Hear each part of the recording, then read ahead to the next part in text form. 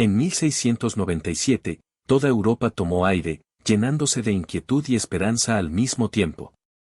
En aquel momento, el ejército más poderoso de Osmán el Grande, uno de los más grandes que alguna vez hayan atravesado el continente, volvió a marchar hacia el norte. Sus tropas masivas, compuestas por decenas de miles de soldados, caballería blindada, artillería pesada y estandartes, así como el propio sultán a la cabeza, avanzaban como una avalancha imparable, como un elemento invisible que no podía ser detenido. Si las fuerzas otomanas lograban atravesar las fronteras de Europa, el mapa del continente podría cambiar drásticamente, y todo el orden político y social que se había forjado a lo largo de los siglos se vería en grave peligro. Y si no lograban ser detenidos, el mundo que conocemos hoy podría lucir completamente diferente, lleno de cambios impredecibles y nuevas fuerzas de dominación. Entonces, en la orilla tranquila de un río del que pocos europeos habían oído hablar, ocurrió un enfrentamiento inesperado entre dos ejércitos. Uno ya se extendía a lo largo de la mitad del ancho del río, reunido en un largo puente de madera, preparado para un nuevo ataque. El otro, más rápido y con mayor fuerza, apareció de repente desde atrás, superando todas las expectativas respecto a su rapidez de avance. Pronto, resonaron los disparos de cañones que calentaban el aire, y la tierra empezó a temblar bajo la explosión de potentes detonaciones. El puente, sostenido por la carga de la carga, empezó a tambalearse, hasta que finalmente, bajo la presión de las tropas, caballos, carros y vagones, colapsó, arrojando todo a la furiosa y caprichosa corriente del Tisá, y rompiendo al mismo tiempo la calma y el orden. En el lugar donde unos instantes antes se libraba una batalla mortal, estalló el pánico en el campamento otomano. Comandos perdidos en el caos, gritos y alaridos resonaban entre los soldados, hombres y caballos fantasmalmente aullando, mientras la furiosa corriente del río devoraba todo sin piedad. La desesperación y la destrucción se apoderaron de toda la escena, y los eventos en Sente no solo pusieron fin a uno de los episodios más largos y brutales de la guerra, sino que también desplazaron los límites de la historia, cambiando el curso del destino del continente.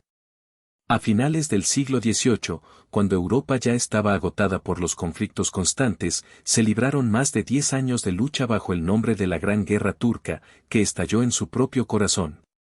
La guerra penetró en ciudades pobladas, vastos campos y reinos lejanos, arrastrando a toda la región a una lucha prolongada, interminable, sin un vencedor definido aún.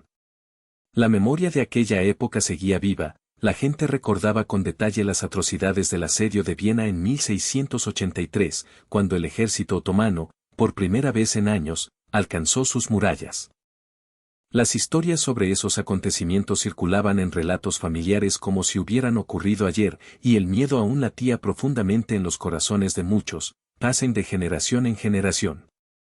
Tales emociones, tales recuerdos, permanecen en la persona para siempre, latiendo rítmicamente en la sangre.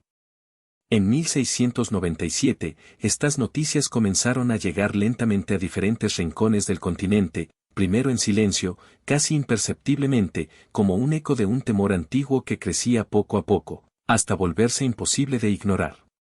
Pronto, todos debieron oír que el gran imperio otomano estaba reuniendo un ejército poderoso, varias veces mayor que cualquier cosa vista antes en los campos de batalla europeos. Este ejército, no solo en número, sino también en fuerza y determinación, superaba todo lo que los países europeos habían visto desde la fallida ofensiva conocida como el asedio de Viena.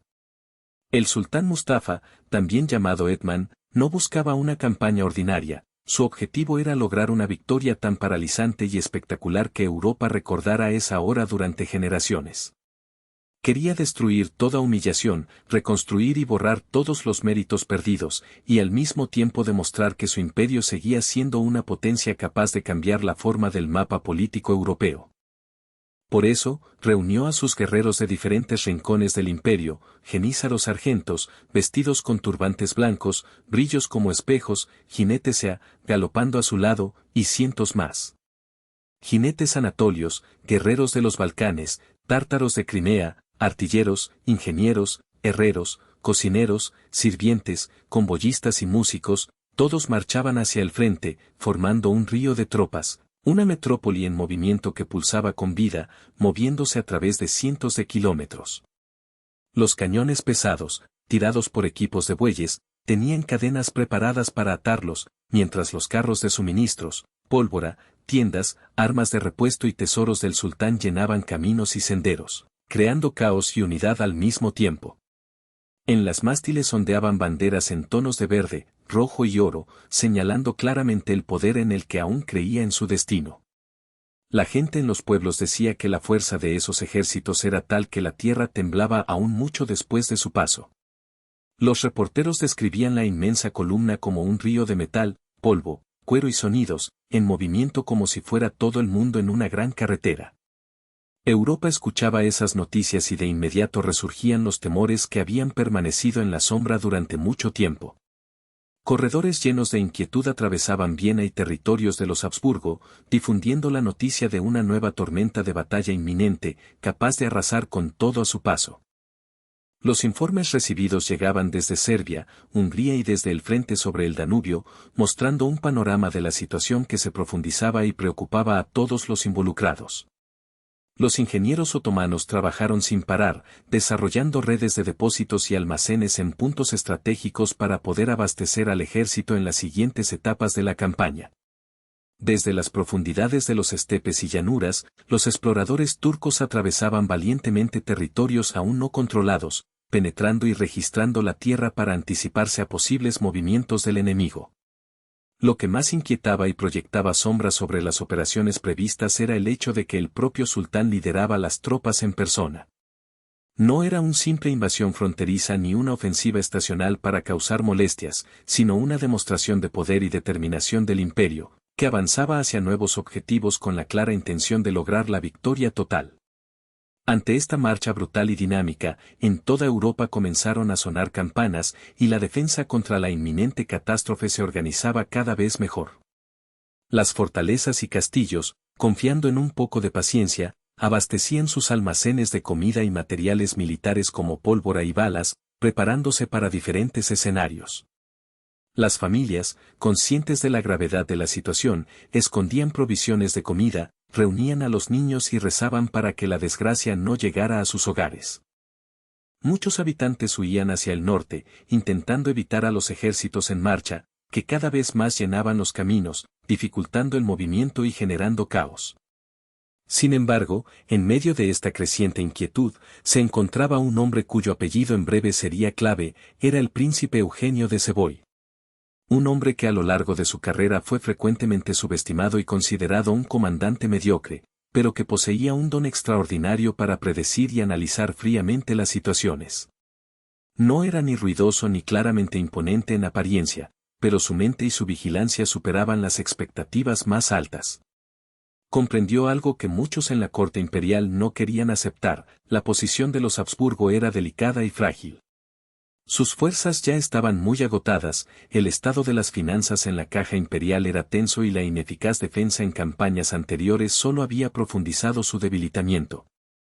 Si los otomanos cruzaban de nuevo la frontera de Hungría, Europa podría enfrentarse a una catástrofe similar a la de 863, un año que recordaba a todos la gravedad de la situación y la necesidad de actuar de inmediato. Cuando Eugenio recibió la noticia de la marcha del ejército otomano, sintió de inmediato el peso del momento que recaía sobre él. Sabía que si el ejército del sultán avanzaba con rapidez y determinación, Hungría podría sumirse nuevamente en el caos, y toda la situación podría salirse de control. Por otro lado, cualquier retraso, omisión o duda podría poner en peligro directamente la capital del imperio, Viena, que a muchos en la corte era visible, pero también especialmente vulnerable ante el peligro. La espera de órdenes desde los niveles superiores ya podría haber sido demasiado tardía, ya que el tiempo, como es sabido, en estos asuntos es un factor decisivo para el destino. Por eso tomó una decisión cuya valentía y determinación hoy admiramos tanto como sus consecuencias. Movilizó a cada soldado que pudo encontrar, la infantería alemana, la caballería austriaca, las unidades gemelas húngaras, la milicia serbia, todos los dispuestos a luchar. Sus fuerzas eran mucho más modestas, más débiles y peor abastecidas que el poderoso ejército otomano, pero tenían una ventaja indiscutible: la rapidez. Eugene sabía que desplazarse rápidamente y seguir discretamente al ejército enemigo podía darle una oportunidad que no ofrecía el enfrentamiento directo. Por eso decidió seguir al ejército del sultán, observando minuciosamente sus movimientos y buscando ese momento preciso en que su tamaño, tan imponente y aterrador, se convirtiera en su debilidad, expusiéndolos al peligro. Cada gran campaña estratégica contiene un punto clave donde incluso el ejército más poderoso puede debilitarse, cuando hunde sus puntos vulnerables. Su objetivo era encontrar ese punto, aunque aún no sabía dónde ni cuándo aparecería. No sabía aún en qué momento el ejército otomano simplemente se perdería, o en qué momento su exceso de tamaño llegaría a ser una carga. Sin embargo, el camino que trazaban ambos ejércitos, sus rutas de reconocimiento, los ríos cruzados y la necesidad de enfrentar obstáculos terrestres, los guiaba hacia un lugar extraordinario y casi inimaginable para los habitantes de Europa, hacia una pequeña aldea ubicada junto a un lento río lodoso, conocida como Senta. A medida que se desarrollaba el verano de 1609 y 1609, el ejército otomano avanzaba hacia el norte como una ola viva que no podía detenerse. Los habitantes de las aldeas cercanas observaban con el aliento suspendido cómo pasaban por sus puertas columnas de soldados. Se desplazaban tanto infantes, jinetes armados, como caballería janicárica con sus característicos sombreros blancos altos, carros, artillería pesada, grandes rebaños de animales enganchados a diversos carruajes, y también enormes caravanas llenas de suministros que casi equivalían a un pequeño estado, destinados a alimentar y sostener a esa enorme fuerza militar. Dondequiera que se detenía la columna, la tierra se alzaba con polvo, y el suelo temblaba bajo el peso de esa multitud que se extendía a lo largo de kilómetros. Lo que para los soldados dentro de ese cuerpo masivo y en movimiento parecía como si el propio pueblo imperial caminara a su lado, respirando y actuando en un mismo ritmo. Las banderas ondeaban en el viento, la música y el sonido de los tambores resonaban en las colinas y a orillas de los ríos, creando una especie de sinfonía de palabras que decían una sola cosa: todos son parte de algo grande, implacable y que inexorablemente busca recuperar lo que han perdido. Por todo el espectáculo, que a primera vista impresionaba por su tamaño y majestuosidad, se escondía una verdad mucho más dura e implacable, que acompañaba a las fuerzas tanto del lado otomano como del europeo. El ejército del sultán, aunque enorme e imponente en número, no era a la vez rápido ni ágil. Sus columnas, que se extendían por kilómetros, estaban inseparablemente vinculadas a enormes carros y a una logística cargada hasta los topes, y sus líneas de suministro alcanzaban profundamente territorios ya agotados por largos años de luchas bélicas. En medio de ese caos, la comunicación y la transmisión de órdenes parecían durar una eternidad, lo que hacía que muchos comandantes temieran que sus decisiones llegaran a las instancias correspondientes a tiempo. Muchos de ellos estaban más enfocados en complacer a la corte y obtener el apoyo del sultán que en la organización efectiva de una campaña victoriosa. A pesar de estos obstáculos graves, la fuerza imparable que impulsaba su avance, que era el ejército, los empujaba hacia adelante, aunque con cierto retraso y preocupación. Allí, al otro lado del continente, las potencias europeas observaban el frente que se aproximaba con creciente inquietud, como si esperaran la tormenta inminente e imposible de detener. Los informes llegaban a Viena como una avalancha, describiendo los pasos y movimientos de los exploradores otomanos en los bosques cerca de Tisá, relatando convoys de suministros que atravesaban las tierras serbias, así como los preparativos de los puentes para cruzar el Danubio. Cada mínima información aumentaba la conciencia de que el sultán no solo estaba poniendo a prueba los límites, sino que planeaba transformarlos de manera definitiva, cambiar su forma y extensión. Las salas del Gran Palacio en Viena se convertían en escenarios de debates tensos, donde cada vez se pronunciaban con mayor fuerza argumentos tanto a favor de la defensa como de la retirada. Muchos consejeros sostenían que lo mejor sería retroceder ante el cansancio y la dispersión del ejército de los Habsburgo, argumentando que el riesgo de un enfrentamiento sería demasiado grande y podría terminar en una catástrofe similar a la que sufrió este país casi 800 años atrás, en 1683. En cada paso surgían nuevos rumores, temores y presiones para tomar decisiones que determinaran el destino de la guerra. En medio de esa tormenta, con toda seriedad y concentración, se encontraba el príncipe Eugenio de Saboya. Él, como un estratega experimentado, estudiaba mapas que parecían más manchas en la piel de huellas y moretones que territorios claros. Las islas y tierras que observaba mostraban huellas de invasiones de años, aldeas quemadas, castillos destruidos, ríos con meandros y caminos inactivos. Hungría no parecía un campo de batalla pacífico, sino más bien un mosaico de campos cultivados abandonados, rutas para refugiados y pueblos divididos entre seguidores otomanos, leales a los Habsburgo, y aquellos que solo deseaban que la guerra terminara lo antes posible. Las tropas de Eusenio, aunque en menor número, no eran débiles ni indefensas, al contrario, constituían una nación cohesionada y experimentada. Contaba con veteranos de la infantería alemana y austriaca que habían enfrentado en múltiples ocasiones a los otomanos. Tenía unidades húngaras, expertas en conocer cada recodo del río y en recorrer cada cúpula para atrapar al enemigo en una emboscada. Contaba también con milicianos serbios, capaces de desaparecer en los bosques como fantasmas, sin ser detectados. Su caballería era ágil, entrenada y rápida, lista para maniobras inmediatas. Sin embargo, su arma más valiosa era su reconocimiento, afinado en el terreno mucho mejor que cualquier mapa, exploradores que entendían el territorio como nadie más, capaces de leer las mínimas huellas y pistas que le otorgaban una ventaja que no podía obtener en ningún otro lugar. Cada día llegaban nuevas informaciones a Eusenio. Pequeños grupos de jinetes serbios patrullaban alrededor del campamento otomano, acechando por pantanos y colinas boscosas, transmitiendo discretamente informes sobre la cantidad del ejército, la rapidez de la marcha, los movimientos de los carros y las huellas dejadas por los exploradores tártaros. Poco a poco, línea por línea, construía un cuadro de la situación que era completamente inaccesible para la gran corte, complejo y lleno de matices, pero crucial para la toma de decisiones. Sabía que el ejército otomano se dirigía hacia el río Tisza, lo que representaba una amenaza concreta e importante. Y cuando una fuerza tan grande se acercaba a un paso crucial del río, llegaba ese momento que siempre se repetía en la historia de las guerras, el instante en que miles de personas, animales y equipos militares quedaban atrapados entre dos márgenes, aislados y sin posibilidad de luchar plenamente. Eusenio comprendió de inmediato qué significaba eso, porque si lograba llegar a Tisza a tiempo, podría acabar toda la campaña con un golpe decisivo que se les iba el destino de la guerra a favor de sus fuerzas. No mediante un asedio, ni en medio de una batalla decisiva, sino en un solo y extraordinario momento en que la carga del imperio se reveló como su propia debilidad. Era un movimiento arriesgado, incluso peligroso, aunque requería una valentía excepcional y un sentido estratégico agudo.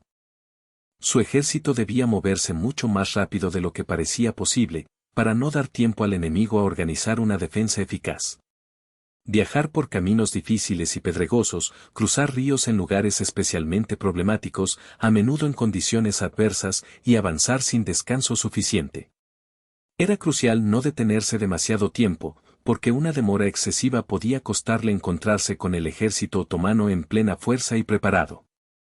Por otro lado, un avance demasiado rápido pondría a los soldados en riesgo de agotamiento, lo que podía llevarlos al colapso físico y, en consecuencia, a una catástrofe. Si, en cambio, se retrasaban demasiado, el enemigo ya estaría consolidado en la otra orilla, esperando y listo para asestar el golpe decisivo. 10. Llevaban sobre ellos otra preocupación, sabiendo que Praga esperaba de ellos una táctica prudente y equilibrada, los comisarios y mensajeros iban y venían constantemente, transmitiendo órdenes y recordando la necesidad de mantener la cautela. Su principal objetivo era evitar tomar riesgos innecesarios, ya que no querían arriesgar el resto de las fuerzas del imperio lanzándose a una sola jugada. Sin embargo, Eugenio, experimentado en numerosos combates de campaña y guiado por la costumbre de la lucha, sabía que en esos momentos la prudencia a menudo es enemiga de las decisiones.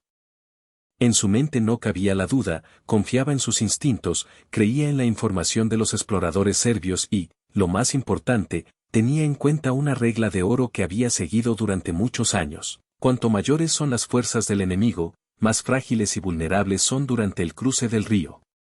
Por eso, de manera autoritaria y decidida, sin dudarlo, dio la orden de atacar. Día tras día, el ejército de los Habsburgo atravesaba el terreno en una formación de marcha estrecha y rápida, intentando rodear distintos obstáculos, colinas, pantanos, caminos excavados y llenos de baches, para seguir las filas otomanas sin ser detectados ni revelar su posición. En estas operaciones, Eugenio mantenía total discreción, evitando antorchas nocturnas, no emitiendo señales innecesarias ni haciendo ruidos que delataran su presencia. Quería permanecer como una sombra invisible, una amenaza todavía no descubierta por el enemigo, pero cuyo presagio había percibido en el aire durante largo tiempo. Su objetivo era mantenerse oculto para poder asestar un golpe en el momento decisivo, cuando la situación fuera más favorable. Sin embargo, Eugenio no podía prever exactamente cuándo llegaría ese momento. Aún no sabía en qué punto de la batalla o la travesía se encontraría el punto de quiebre en el que todo se decidiría. Solo tenía la certeza de que cada milla recorrida, cada corriente cruzada, cada sepulcro o cada hora acercaba a los dos ejércitos en el mapa hacia un enfrentamiento final. Sabía que en ese lugar, en la frontera entre tierra y agua, los esperaba el río Tiza, con su corriente lenta y su agua de tono marrón, y el castillo de Senta, justo tras la curva, sin saber que muy pronto la historia le daría la vuelta. A principios de septiembre, el ejército otomano llegó a un tramo ancho y pantanoso del río Tiza, cerca del pequeño pueblo de Senta. Para los soldados que atravesaban esa zona desde hacía varias semanas, ese río parecía tranquilo, lento y aparentemente inocuo. Sin embargo, para un ejército tan grande como el que formaba sus filas, cada río era algo más que un simple obstáculo natural, era una barrera que obligaba a toda la columna a concentrarse, a ajustarse estrictamente y a ser sumamente cautelosa. Mientras la corriente fluía lentamente, extendiéndose por varias centenas de metros, los soldados, caballos, carros y artillería debían arrinconarse en filas estrechas, esperando su turno para cruzar. A pesar de ello, el ejército otomano estaba convencido de su seguridad. Sus exploradores aseguraban que en las cercanías no verían fuerzas enemigas mayores, y sus oficiales esperaban una preparación tranquila de unos pocos días, durante los cuales construirían un puente sólido y podrían realizar operaciones de cruce reforzadas.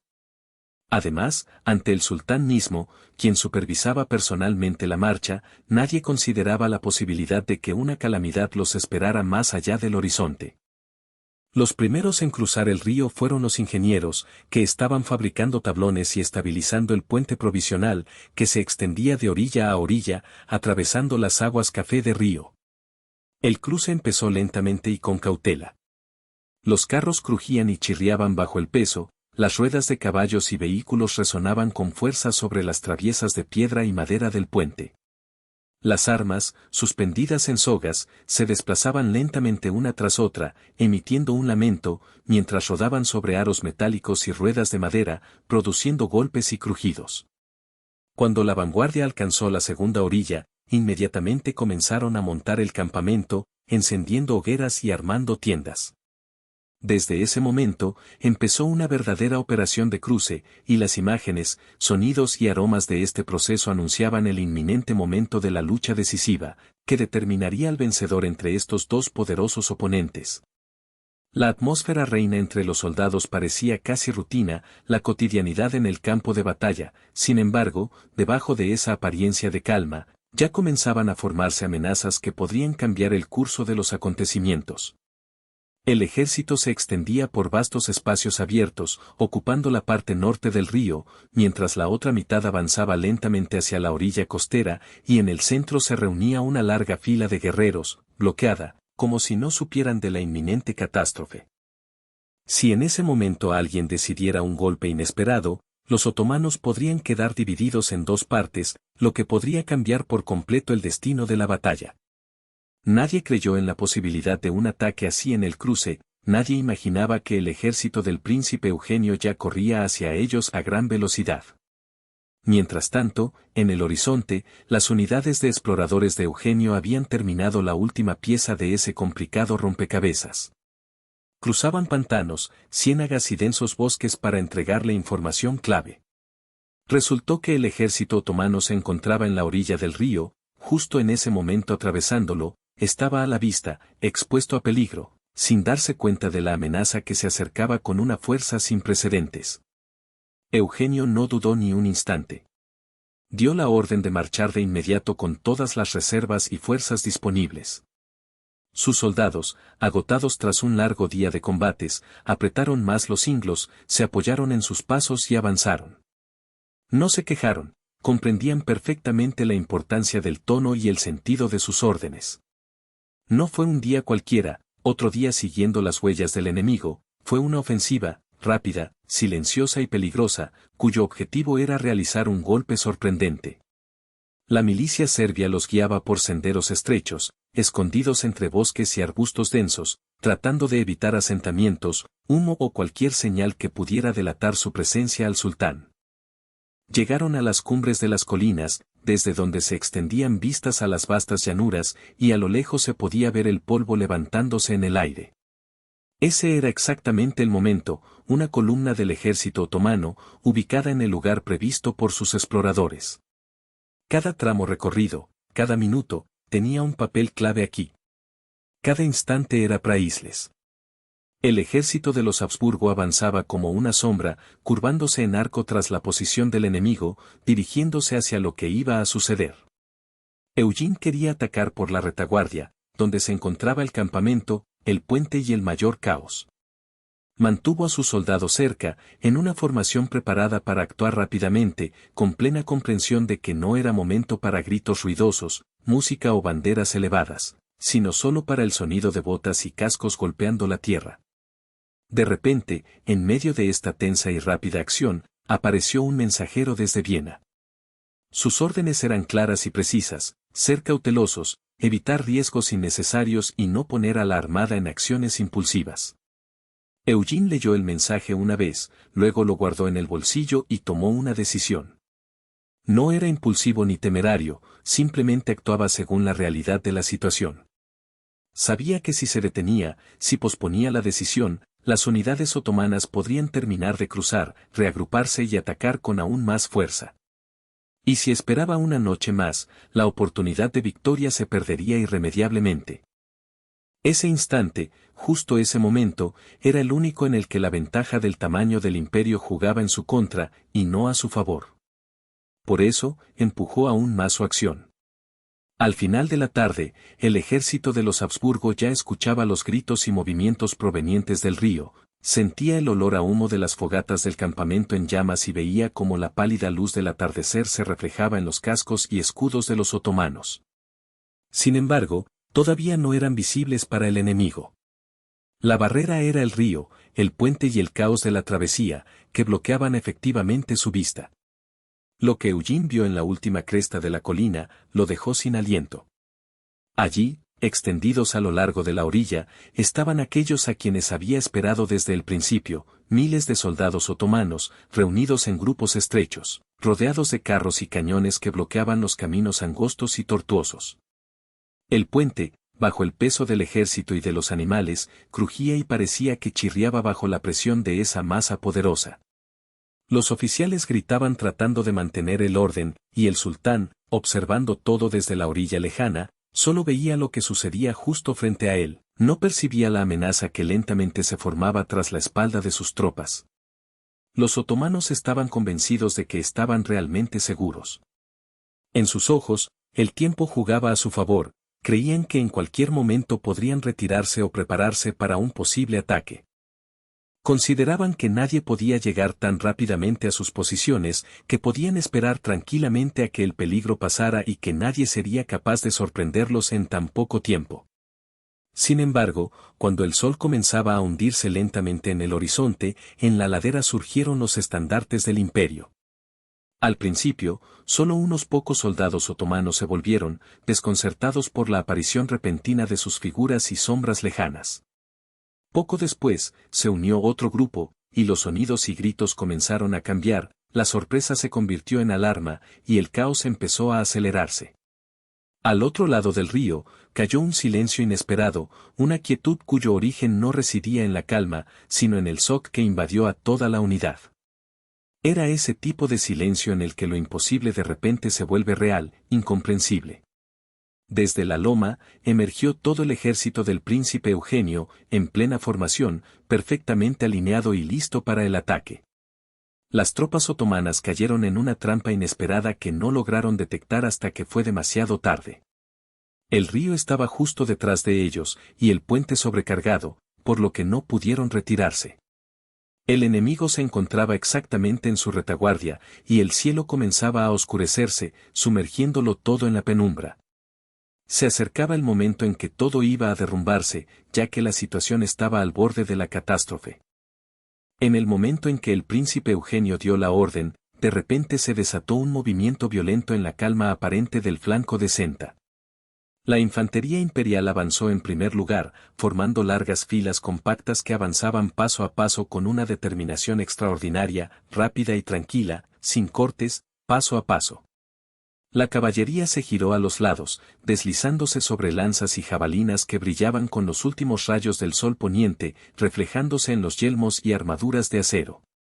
Las unidades de artillería, acostumbradas a maniobras rápidas, desconectaban sus cañones de los carros, asegurándolos cuidadosamente clavados en la tierra y apuntándolos hacia los grupos más concentrados del campamento otomano. En la orilla del río, en comparación con este ataque tan rápido, los otomanos solo tuvieron unos pocos segundos para comprender lo que estaba sucediendo. No había tiempo para prepararse, para formar líneas y filas adecuadas. Los comandantes gritaban órdenes contradictorias, intentando tomar el control del caos. Los soldados corrían hacia las armas reunidas cerca de las tiendas, intentando recuperar lo que quedaba de su equipo. Los percusionistas intentaban emitir señales de llamado a la batalla, pero sus sonidos se perdían en el ensordecedor estruendo del caos que dominaba el campo. El primer disparo de artillería desde la línea imperial rasgó el aire, alcanzando casi al principio del puente y rompiendo en pedazos a las personas y las tablas. Inmediatamente, cayeron otros disparos, el segundo, el tercero, cada vez más cerca de los lugares donde se agolpaban soldados, caballos y carruajes, mezclados en un gran caos. El campamento otomano empezó a derrumbarse, como si fuera arrastrado por una ola repentina e impredecible. Los jenízaros, intentando alejarse de las fuerzas que avanzaban, formaban una línea de defensa, procurando mantener la disciplina y el tiempo para retrasar el avance del enemigo, estabilizando las filas en retroceso. Sin embargo, su número era insuficiente y el terreno no favorecía la defensa.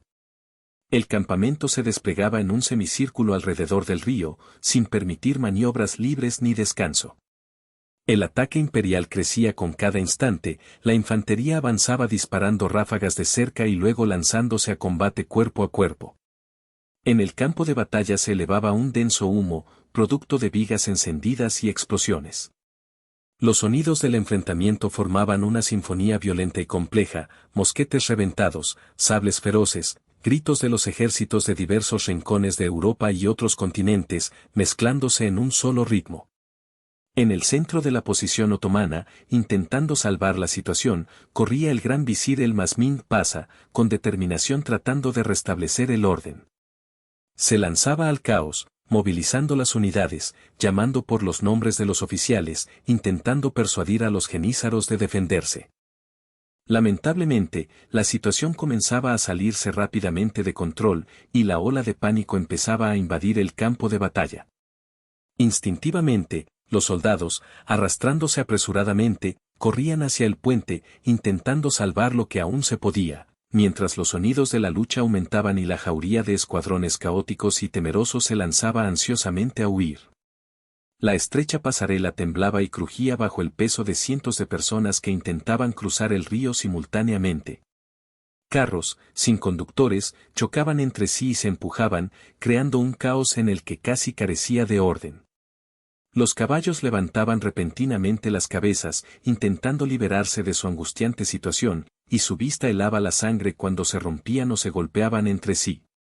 Los hombres, empujados y gritando, no ahorraban esfuerzos, trepando por encima de otros, intentando atravesar la masa para llegar al otro lado, donde los aguardaba el sultán. Eugene, percibiendo la creciente presión y caos, asintió con la cabeza, dando señal a la artillería para concentrar su fuego en el camino más congestionado hacia el puente. Otra salva cayó directamente sobre el acceso lleno de gente, produciendo un estruendo potente y resonando sordamente en todo el terreno. El impacto rompió la última sensación de control sobre la multitud, que empezó a girar y a retorcerse, entrando en pánico. Los primeros en la masa, intentando salvar sus vidas, fueron arrastrados a la corriente del río, mientras otros, llenos de desesperación, saltaron con la esperanza de salvarse, optando por el agua en lugar de las cuchillas o flechas escondidas tras ellos. Y entonces, de repente, el puente empezó a temblar y a romperse, como si una carga insoportable que alcanzaba el cielo ejerciera una presión insostenible. En el centro de la estructura apareció una profunda curvatura, como si la misma base no pudiera soportar la tensión, y las cuerdas se rompieron con un estruendo sordo. Las vigas de madera, que hasta hace poco constituían una base sólida, se desplomaron con un estruendo, y fragmentos del puente, en un abrir y cerrar de ojos, cayeron al agua, debajo de la cual desaparecieron numerosos caballos, carros y soldados, lanzados a la multitud de la tiza que giraba. La ola causada por el repentino colapso absorbió a todo grupo de personas, sus cuerpos desaparecieron bajo la superficie antes de poder pedir ayuda, girando y esfumándose en la oscuridad profunda del río. En la otra orilla, el sultán Mustafa II observaba, atónito y horrorizado, lo que ocurría. La vista del humo que se elevaba a lo lejos desde el campamento de la batalla, aunque lejana y difusa, no le permitía entender por completo lo que estaba sucediendo. La escena de la multitud de soldados congregándose en el puente y la súbita tragedia de su colapso le asestaron un golpe duro. Su mirada quedó fija aún más tiempo en las aguas agitadas, llenas de cuerpos y restos de vehículos destrozados, que, lamentablemente, la corriente del río había hundido. No tenía posibilidad de alcanzarlos con un barco, mucho menos de retirarse o de tomar el control del campo de batalla, que ya se había escapado de su control. Y cuando la oscuridad empezó a caer sobre el lugar y el sol se ocultaba lentamente en el horizonte, el campo de batalla quedó sumido en la penumbra, y la atmósfera de caos y desesperación, que inspiraba temor, se volvía cada vez más palpable. Los destellos de fuego, provocados por la explosión de carros o por pequeñas escaramuzas en la orilla, iluminaban las sombras que se desvanecían, revelando escenas que ningún comandante desearía presenciar. Los combates entre caballería janisaria continuaban en pequeños grupos aislados, las bestias a caballo se agitaban y volteaban en el agua, y los cañones abandonados, parcialmente sumergidos en el barro, testimoniaban la destrucción. El río estaba lleno de restos, cuerpos, fragmentos de madera y carros destrozados, y su superficie estaba cubierta de toneladas de pontones aplastados y elementos de ejército destruidos. En medio de aquel caos, plagado de cadáveres y escombros, se acercaba el ejército imperial preparado para la última batalla, rodeando a los sitiados. El gran visir, el Masmin Pasa, no pensaba rendirse. Lutaba en el centro del campamento, rodeado por unos pocos guardias leales y fieles. Cuando el último ataque del enemigo atravesó las líneas, él, como muchos de sus compañeros, cayó en combate. Era uno de los altos funcionarios otomanos que habían muerto en el campo de batalla europeo en ese siglo. Cuando toda la zona quedó cubierta por la oscuridad, las fuerzas resistentes a seguir luchando se agotaron. Los disparos cesaron, los gritos fueron opacados por un ruido cada vez más débil, y los últimos soldados, tratando de salvarse, se dispersaron en diferentes lugares, zambulléndose en el agua, gateando o escondiéndose detrás de los carros destruidos, mientras que la corriente los alejaba cada vez más de la orilla segura. Al cruzar en silencio áspero por el terreno destruido, el duque Eugenio cabalgaba para llevar las reliquias del campo de batalla, viendo que aunque la batalla duró apenas unas horas, fue en ese breve tiempo donde se resolvió toda la contienda. Todo el gran ejército del imperio fue deshecho, su puente destruido, el mando quebrantado, y los soldados dispersos y divididos a ambos lados del río que no lograron atravesar. La noche se deslizó completamente sobre el campo de combate, y el río Tisza, llevando en presencia de la oscuridad los restos de la campaña otomana, fluía hacia abajo, llevando lo que quedaba de ella a la oscuridad que devoraba todo. Cuando finalmente el amanecer iluminó Senta, en el lugar donde hace poco resonaban los ruidos de la lucha, no quedó nada más que una vista triste. No era un lugar donde el ejército latía durante la noche esperando un nuevo día, sino un campo que probablemente se convirtió en un sitio donde el ejército simplemente se disolvió en la oscuridad, dejando solo recuerdos y escombros. El espeso humo se elevaba bajo la orilla del río, creando una atmósfera sombría e inquietante, acompañada por un insoportable olor a maderos quemados, tierra húmeda, pólvora y algo más pesado y opresivo, que parecía asentarse en la quietud, difuminando todos los sonidos y la esperanza de paz. Los soldados del imperio, aunque cansados y agotados, se movían cuidadosamente entre los restos de la batalla. Ya no había cargas, ni órdenes gritadas con voces altas y trompetas que hasta ahora resonaban en los campos de batalla. En su lugar, aparecían grupos dispersos de supervivientes, desapareciendo entre los carros volcados y esparcidos a lo largo de la orilla, retrocediendo lentamente hacia los arbustos cálidos, con la esperanza de encontrar al menos un momento de descanso o la oportunidad de escapar. Sin embargo, la mayoría no logró alejarse mucho. Tenían en las piernas barro húmedo y resbaladizo que atrapaba los pies y borraba las huellas casi instantáneamente, haciendo que su camino hacia la muerte fuera casi invisible para quienes los observaban. Sobre las aguas de Tisá, que fluían con la corriente, flotaban restos de botín de guerra y testimonios de la catástrofe, escudos rotos, maderas astilladas, carros volcados, mosquetes abandonados, y cuerpos que lentamente y con delicadeza se dejaban llevar por la corriente, como relictos de la tragedia en vuelo. El mismo río no corría impetuosamente, sino que fluía con una corriente lenta y respetuosa, como consciente de lo que escondían sus profundidades y lo que dejaba tras de sí. La cantidad de víctimas que llegaron a aquel lugar será debatida por los historiadores durante siglos, y sus cálculos precisos seguirán siendo cuestionados y analizados. Pero para quienes estaban en la orilla aquella mañana, no se trataba solo de cifras exactas. Ellos tenían delante una imagen clara del drama en desarrollo, miles de cuerpos yacían en la tierra, otros eran absorbidos por el agua, y sus lugares solo quedaban las marcas frías y húmedas y el río interminable que limpiaba el lugar de las huellas del combate.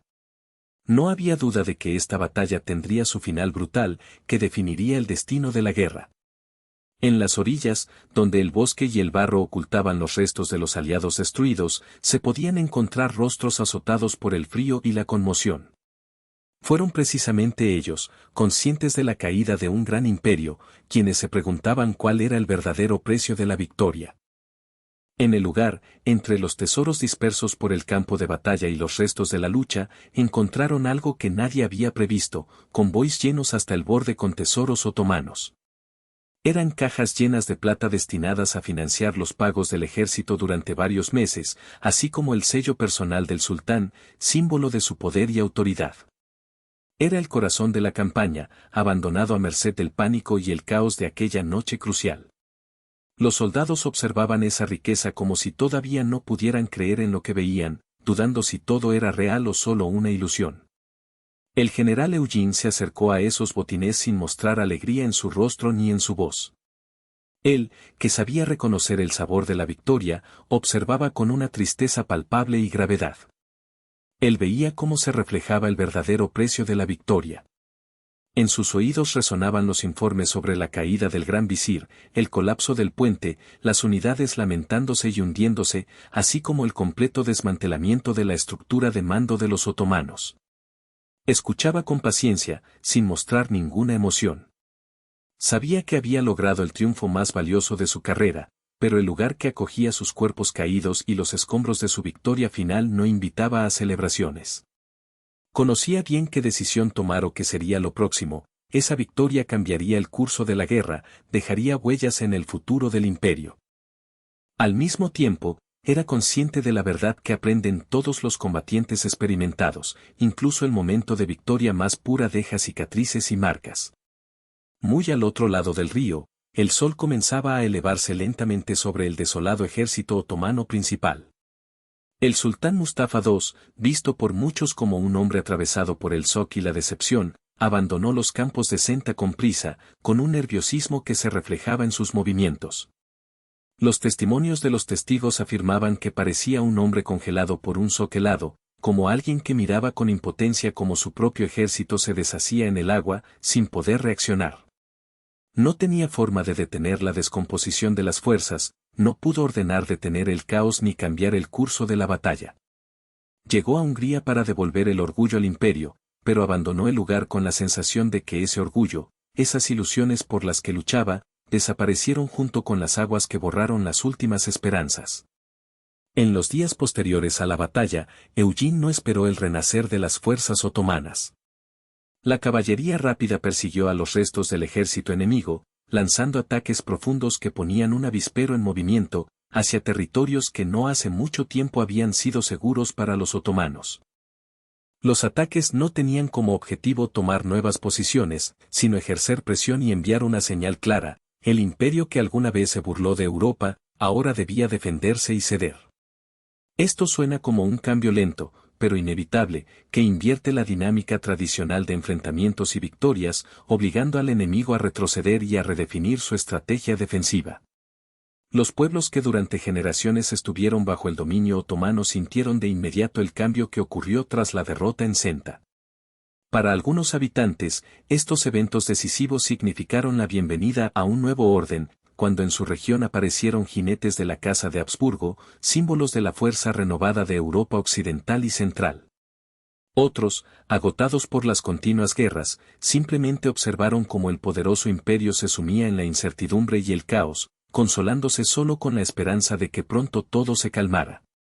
Sin embargo, independientemente de la actitud de cada uno, todos eran conscientes de una verdad inmutable: el equilibrio de fuerzas en el continente cambió drásticamente casi de un día para otro. Aunque el propio duque Eugenio buscaba lograr nuevas victorias y consolidar su posición, los diplomáticos consideraban con mayor profundidad y preocupación las consecuencias de los acontecimientos en Senta. Justo en esos días, cuando se recuperaban los cuerpos de la batalla y la última ola de duelo atravesaba el río Vístula en barco, las capitales europeas empezaron a sentir que la situación era mucho más grave de lo que inicialmente se había supuesto. Durante más de 14 años de guerra, ambos imperios, aunque diferentes y con distintas orientaciones, miraban hacia un mismo escenario final. Estaba claramente definido que las pérdidas otomanas eran irrecuperables, y los Habsburgo europeos no podían permitirse una escalada que los llevara a su agotamiento total. En ese momento crítico, la guerra alcanzó un punto en el que continuar las acciones empezaba a requerir más de lo que las fuerzas internas y la moral de las partes podían soportar, y que la continuación misma podría ser costosa incluso para las naciones más poderosas.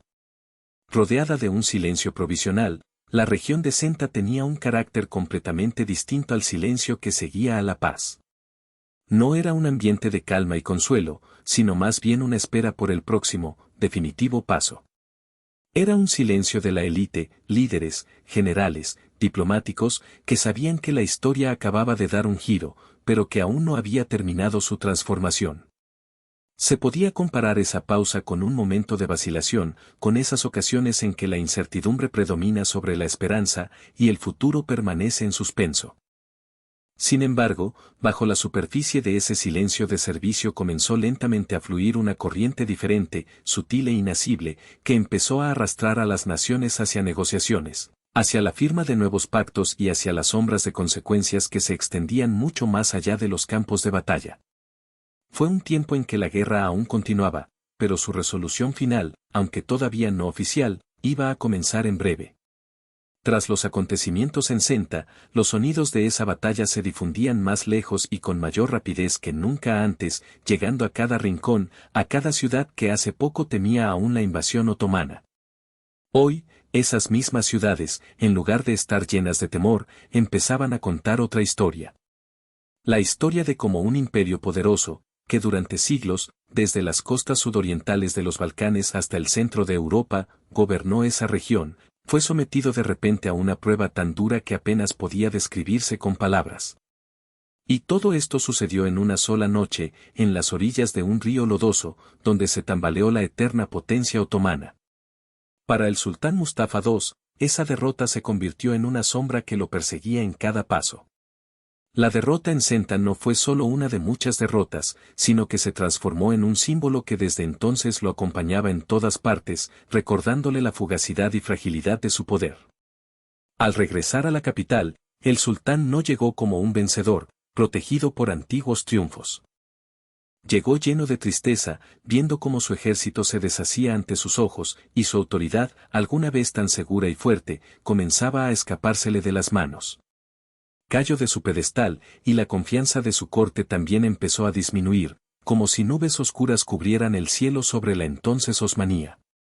Todo lo contrario para el príncipe Eugenio, la batalla de Senta se convirtió en un momento en que el mundo entero volvió a comprender quién era en realidad. Ya no era solo un outsider silencioso, como solían presentarlo en el pasado, procedente de la lejana Francia. Ahora era visto como un comandante capaz de inclinar la balanza del triunfo con un solo paso, una sola decisión, una sola marcha rápida, un solo golpe, lanzado con precisión en el momento justo. Justamente esa batalla, aunque a primera vista parecía un enfrentamiento aislado, mostró que su papel en la guerra era mucho más profundo y más importante de lo que cualquiera podía imaginar. Sin embargo, el mayor legado de Senta fue el cambio que estremeció tan profundamente el poder de los otomanos que la diplomacia empezó a tomar gradualmente la iniciativa, reemplazando las acciones militares. 2 años después de aquel acontecimiento, ambas potencias firmaron la paz en Karovitz, un tratado que no solo estableció nuevas fronteras, sino que también introdujo cambios duraderos en el mapa de Europa Central y puso fin a décadas de conflictos constantes. Los territorios que durante generaciones fueron objeto de disputas se desplazaron hacia el oeste, y las fronteras, que antes parecían eternas, comenzaron a cambiar y desplazarse lentamente. Se creó una nueva balanza de poder que, durante los próximos 100 años, modeló la política europea y las relaciones entre las potencias. Senta no terminó la guerra, pero sí inició el fin de una era. El cruce del río, diseñado para desplazar las tropas hacia adelante, en cambio llevó la historia en una dirección completamente nueva, como las corrientes lentas e inalcanzables dentro del río Taisi, que fluían tranquilamente, aunque de manera inexorable, junto al lugar donde alguna vez un gran imperio intentó cruzarlo.